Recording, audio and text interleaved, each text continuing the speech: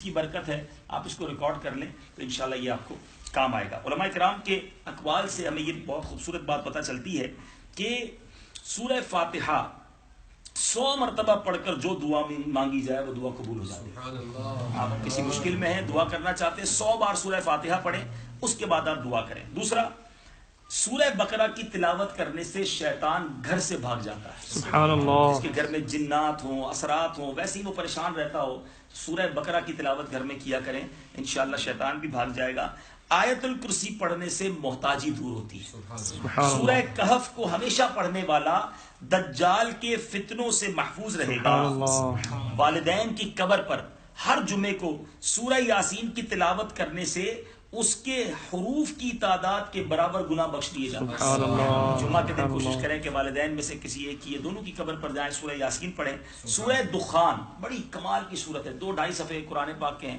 سورہ دخان پڑھنے سے مشکل دور ہو جاتی ہے، اور جو قریب المرگ ہو، آخری وقت سکرات کا عالم چل رہا ہو، اس کے پاس سورہ جاسیہ پڑھ کر دم کریں، اس کا خاتمہ بالخیر ہو جائے۔ سبحان اللہ۔ سورہ حجرات یہ پڑھنا اور اس کا دم کر کے پینا گھر میں خیر و برکت کے لیے مفید ہے۔ اچھا، کسی کے باغ ہوں، پھلوں میں کمی ہو، کھیت وغیرہ ہوں تو وہ بھی سن لیں۔ سورہ قاف پڑھنے سے باغ میں پھلوں کی کثرت ہوتی ہے۔ سورہ رحمان، سبحان اللہ، قرآن کی دلہن بھی کہا جاتا ہے، عروس القرآن 11 بار پڑھنے سے تمام مقاصد پورے ہوتے ہیں۔ سورہ واقعہ جو کوئی روزانہ پڑھے اس کو کبھی بھی فاقہ نہیں ہوگا۔ سورہ ملک کو ہر رات پڑھنے والا عذاب قبر سے محفوظ رہے گا۔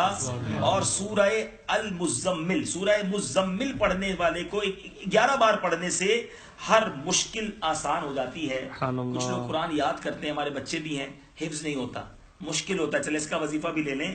سورہ المدثر کو پڑھ کر حفظ قرآن کی اگر کوئی دعا مانگے تو اس کا قرآن یاد کرنا آسان ہو جاتا ہے۔ اچھا، سورہ دوحہ پڑھنے سے بھاگا ہوا آدمی واپس آ جائے گا۔ سورہ علم نشرہ جس مال پر پڑھ کر دم کر دیا جائے اس میں خوب برکت ہوگی۔ سورہ التین، والتین والزیتون، یہ 3 بار پڑھنے سے اخلاق اور کردار بہترین ہوتے ہیں۔ سورہ علق میں جوڑوں کے درد کا علاج ہے، جن کے جوڑوں میں درد ہوتا ہے وہ سورہ علق کی تلاوت کیا کریں۔ اب فرمایا سورہ بینہ میں برس اور یرکان کا علاج ہے۔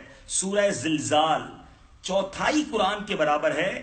جس آدمی یا جانور کو نظر لگی ہو اس پر سورہ العادیات کا دم کر دیں، یہ بڑا مفید ہے۔ سورہ القارعہ پڑھنے سے بلاؤں سے حفاظت رہتی ہے۔ اگر کوئی مقروض مجھے دیکھ رہا ہے یا یہاں سن رہا ہے، 300 بار سورہ تکاثر کو پڑھنے سے قرض بڑی جلدی ادا ہو جاتا ہے۔ کیا بات ہے میرے رب کے کلام کی۔ سورہ عصر پڑھا جائے، سورہ عصر کو پڑھا جائے تو اس سے غم دور ہو جاتے ہیں۔ سورہ قریش یہ آپ سب کے لیے بڑی ضروری ہے۔ یہ سورہ قریش جو ہے، لإیلاف قریش، یہ بندہ پڑھے تو دشمن سے اس کی حفاظت ہو جاتی ہے۔ پڑھ کے گھر سے نکلنا چاہیے۔ سورہ قریش کی یہ برکت ہے۔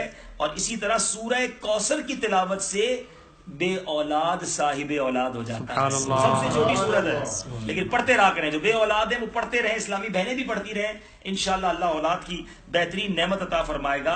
اور احادیث سے یہ سننے کو ملا کہ سورہ کافرون 1/4 قرآن کے برابر، یعنی 4 بار سورہ کافرون پڑھ لے تو پورے قرآن کا ثواب۔ سورہ اخلاص 1/3 قرآن کے برابر، 3 بار سورہ اخلاص پڑھ لیں تو انشاءاللہ پورے قرآن کا ثواب۔ سورہ فلق اور سورہ ناس جنات، حاسدین اور شریروں کے شر سے اس کی حفاظت ہوتی ہے۔ جب ہو سکے موقع ملے اول آخر 3 بار درود شریف، نبی پاک کا بھی معمول تھا کہ اول آخر درود شریف تو ہم نے اضافہ کیا، لیکن پیارے آقا علیہ الصلوۃ والسلام بھی سورہ فلق اور سورہ ناس پڑھا کرتے۔